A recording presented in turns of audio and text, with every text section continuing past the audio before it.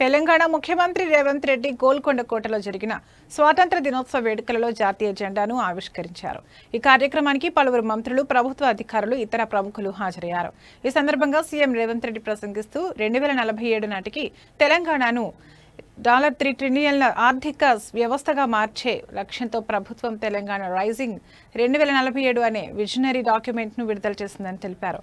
ఈ ప్లాన్ కేవలం ఒక ప్రణాళిక మాత్రమే కాదని తెలంగాణను ప్రపంచ పటంలో సగౌరవంగా నిలబెట్టే ఒక సంకల్పమని ఆయన అన్నారు.